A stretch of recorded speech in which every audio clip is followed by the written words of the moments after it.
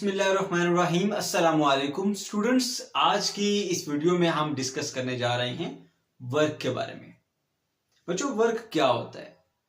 एक ऑब्जेक्ट के ऊपर जब आप फोर्स अप्लाई करें और वो ऑब्जेक्ट कुछ डिस्प्लेसमेंट कवर करे in the direction of force, तो हम कहते हैं ये वर्क है।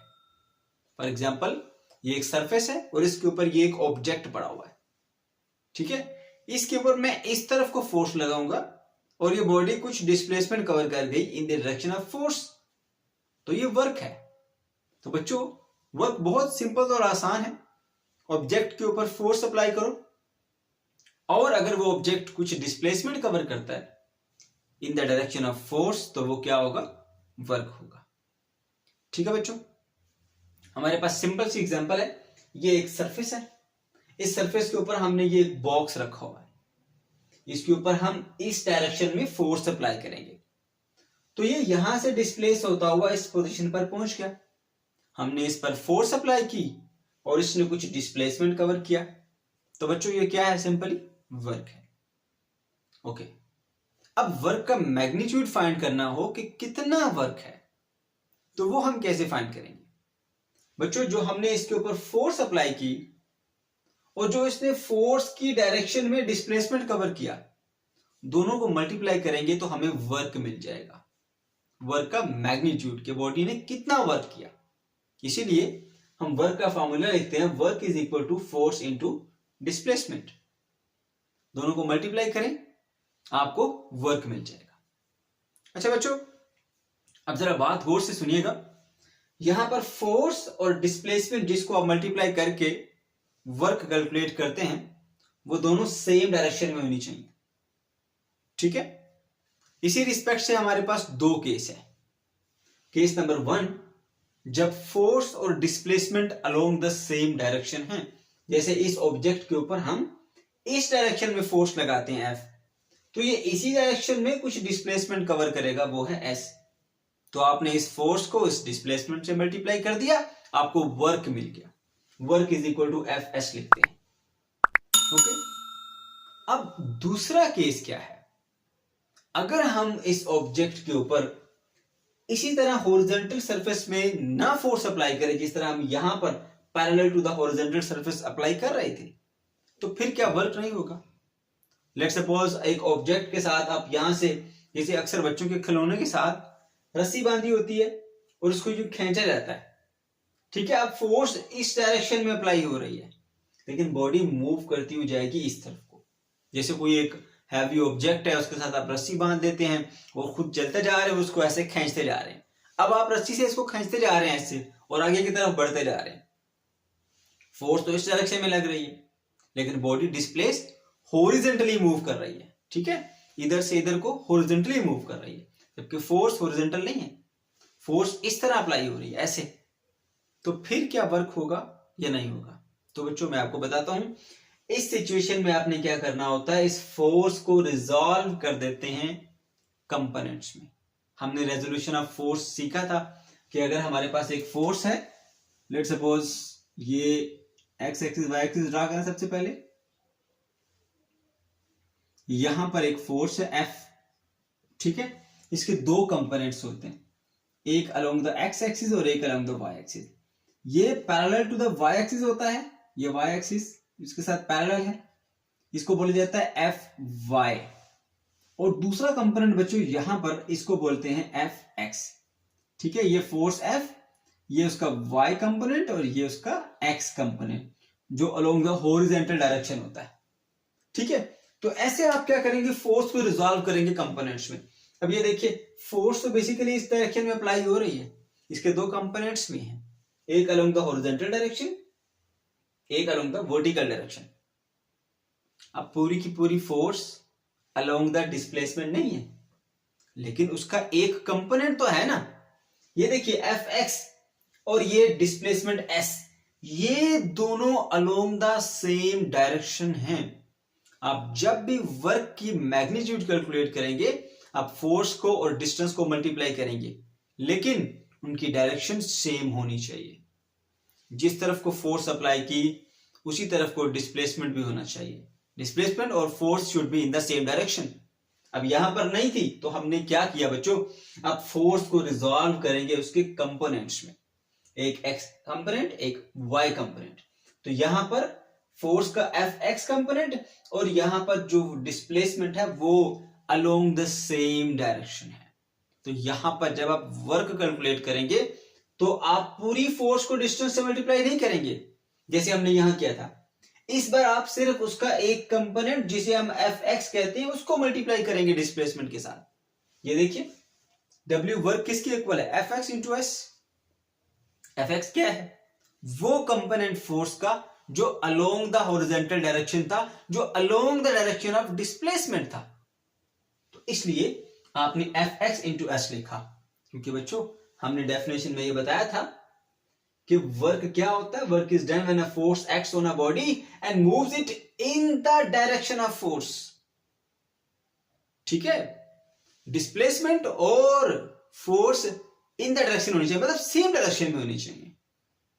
तो फिर इसी रिस्पेक्ट से यहां पर ये पूरी की पूरी फोर्स इस डिस्प्लेसमेंट की डायरेक्शन में तो नहीं है, तो हम पूरी फोर्स कंसीडर नहीं करेंगे। हाँ, उसको कंपोनेंट में रिजॉल्व करो, उसका एक कंपोनेंट जो कि एफ एक्स है वो अलोंग द डिस्प्लेसमेंट है, तो उसी रिस्पेक्ट से क्या करेंगे हम यहां पर F x multiply by displacement करेंगे। अब आप जानते हैं रेजोल्यूशन ऑफ फोर्स में एक फोर्स को जब आपने रिजॉल्व किया था तो उसका जो एक्स कंपोनेंट था वो इक्वल होता है एफ कॉस थीटा के, जो उसका वाई कंपोनेंट होता है वो एफ साइन थीटा। ठीक है, तो उसी रिस्पेक्ट से यहां पर एफ एक्स की जगह आपने लिख दिया एफ कॉस थीटा, राइट। तो एफ कॉस थीटा को जब आप एस से मल्टीप्लाई करेंगे तो आप इसको यूं भी लिख सकते हैं W is equal to F S cos of theta. तो बच्चों ये वो सेकंड केस है जब फोर्स और डिस्प्लेसमेंट एक ही डायरेक्शन में अप्लाई ना हो रही हो, हम फोर्स इस डायरेक्शन में अप्लाई कर रहे हैं और बॉडी डिस्प्लेस हो रही है हॉरिजॉन्टली।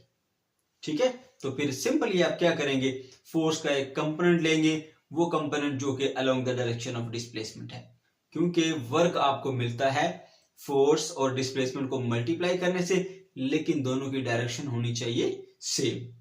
ठीक है बच्चों, इस तरह से आप इसमें वर्क कैलकुलेट करेंगे। ओके, अब वर्क का जो यूनिट होता है ना वो होता है जॉल। तो आप बता देंगे वर्क एक जॉल इसका यूनिट होता है जिसको हम जे से रिप्रेजेंट करते हैं। वर्क एक स्केलर क्वांटिटी है, ठीक है, इसकी कोई डायरेक्शन नहीं होती, ओनली मैग्नीट्यूड होता है। ओके, तो बच्चों अब कुछ इंपॉर्टेंट क्वेश्चन जो कि बोर्ड में आते हैं उस हवाले से बात कर लेते हैं। पहला important question, when does a force work, एक फोर्स कब वर्क करती है। चलिए बच्चों बताता हूं आपको। आप एक वाल के ऊपर फोर्स एक्सर्ट करें, फोर्स लगा रहे हैं, आप अपनी तरफ से पूरी फोर्स लगा रहे हैं, क्या आप वाल को डिस्प्लेस कर पाएंगे? Answer is no. अगर वाल डिस्प्लेस नहीं हुई तो इस केस में फिर डिस्प्लेसमेंट क्या होगा, जीरो डिस्प्लेसमेंट। तो अब वर्क नहीं होगा, क्योंकि वर्क किससे मिलकर बनता है, फोर्स इनटू डिस्प्लेसमेंट। अब अगर डिस्प्लेसमेंट ही जीरो हो जाए तो जीरो को फोर्स से मल्टीप्लाई करोगे तो आंसर जीरो मिलेगा ना। तो बच्चों वर्क नहीं होगा। वर्क कब होगा, जब आप एक ऑब्जेक्ट के ऊपर फोर्स अप्लाई करें और वो कुछ ना कुछ डिस्प्लेसमेंट कवर करे in the direction of force. अगर वो डिस्प्लेसमेंट कवर नहीं करता तो फिर वर्क नहीं होगा। इसलिए बच्चों कंडीशन है ये वर्क के लिए कि अगर किसी बॉडी पे फोर्स अप्लाई की जाए और वो बॉडी कुछ डिस्प्लेसमेंट कवर करे in the direction of force, तो फिर हम कहेंगे कि यहां वर्क है। तो बॉडी का डिस्प्लेस करना ये लाजमी कंडीशन है हमारे पास। ओके, तो अब आपको आंसर मिल क्या होगा कि एक फोर्स कब वर्क करती है, जब वो फोर्स किसी ऑब्जेक्ट को मूव करा देती है in the direction of force. Second question, what is maximum work, work कब मैक्सिमम होता है, वर्क कब मिनिमम होता है। बच्चे सुन लीजिए, अगर फोर्स और डिस्प्लेसमेंट एग्जैक्ट सेम डायरेक्शन में हो तो उस वक्त आपके पास जो वर्क होता है वो मैक्सिमम होता है। ठीक है, अगर आप फोर्स को और डिस्प्लेसमेंट को परपेंडिकुलर रखें, यानी बॉडी को इधर को डिस्प्लेस कराना है, हम फोर्स ऊपर से नीचे लगा रहे हैं, एक ऑब्जेक्ट को ऊपर से प्रेस किए जाओ, क्या वो डिस्प्लेस होगा? Answer is no. डिस्प्लेस तो तब होगा जब आप इधर को फोर्स लगाओगे या इधर को फोर्स लगाओगे। अब आप ऊपर से प्रेस किए जा रहे हो तो वो क्या डिस्प्लेसमेंट कवर करेगा? कोई डिस्प्लेसमेंट कवर नहीं करता। तो जब फोर्स और डिस्प्लेसमेंट में 90 डिग्री का एंगल हो तो फिर आपका वर्क जीरो होता है, ठीक है। और वर्क आपका मैक्सिमम कब होता है? जब फोर्स और डिस्प्लेसमेंट में एंगल कितना हो? 0 डिग्री का। यानी फोर्स और डिस्प्लेसमेंट दोनों एक दूसरे के साथ पैरेलल होंगे तो फिर क्या होगा बच्चों? आपके पास वर्क मैक्सिमम होगा। ओके, तो यहां पर अब हम डिफाइन कर लेते हैं। एक और शार्ट क्वेश्चन बनता है, जौल को डिफाइन करें। जौल क्या होता है? तो बच्चों जौल वर्क का एक यूनिट है, उसको हम यूं डिफाइन करते हैं। अगर किसी बॉडी पर 1 न्यूटन की फोर्स अप्लाई की जाए और वो बॉडी 1 मीटर का डिस्प्लेसमेंट कवर करे तो फिर उसका जो वर्क होगा वो कितना होगा? 1 जॉल होगा, राइट। तो बच्चों 1 जॉल क्या होता है? अगर कोई बॉडी के ऊपर आप 1 न्यूटन फोर्स लगाते हो और वो 1 मीटर डिस्प्लेसमेंट कवर करे तो वर्क क्या होगा आपके पास? 1 जॉल। अब इसको समझना कोई मुश्किल बात नहीं है। देखिए आपको वर्क का फॉर्मूला आता है, वर्क इज इक्वल टू होता है फोर्स इनटू डिस्प्लेसमेंट, ठीक है।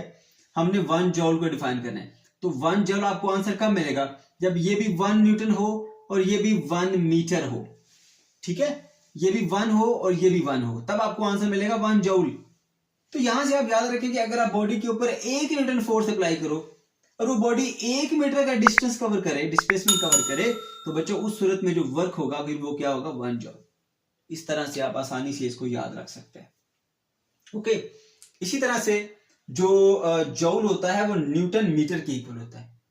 फॉर्मूला पता है आपको, work is equal to force into distance होता है, डिस्प्लेसमेंट।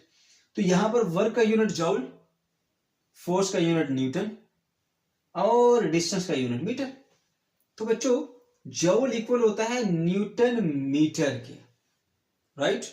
ओके, अब जॉल एक छोटा यूनिट है, हमें समटाइम बड़े पैमाने पे वर्क को कैलकुलेट करना होता है तो फिर हम बड़े यूनिट इस्तेमाल करते हैं। जैसे हमारे पास है किलो जॉल है और मेगा जॉल है। अब किलो और मेगा आपने प्रीफिक्सेस पढ़े थे स्टार्टिंग में, ठीक है। अब किलो क्या होता है? हमारे पास 1000 को रिप्रेजेंट करता है, जिसको हम लिखते हैं 10⁻³ ये बच्चों किलो है, ठीक है। ये एक प्रीफिक्स है जो आपने चैप्टर 1 में पढ़ा। तो 1000 क्योंकि रिप्रेजेंट करता है किलो को, इसी रिस्पेक्ट से आप लिख सकते हैं अगर 1000 जॉल है तो उसको हम 1 किलो जॉल भी कह सकते हैं, या 10⁻³ जॉल है उसको हम 1 किलो जॉल कह सकते हैं। अब मेगा क्या होता है? मेगा कहते हैं 10⁻6 को, ठीक है। मेगा बेसिकली वो प्रीफिक्स है जो 10⁻6 को रिप्रेजेंट करता है। तो बच्चों इस तरह से 10⁻6 जॉल अगर आपके पास आएगा तो वो आप उसको 1 मेगा जॉल कंसीडर कर सकते हैं, या ये बड़े यूनिट आप कंसीडर कर सकते हैं। किलो जॉल में वर्क कैलकुलेट कर सकते हैं, मेगा जॉल में कैलकुलेट कर सकते हैं अगर वर्क बहुत ज्यादा क्वांटिटी में हो, ठीक है। तो ये किसके इक्वल होता है? 1 किलो जॉल मैंने बताया 1000 जॉल के इक्वल होता है।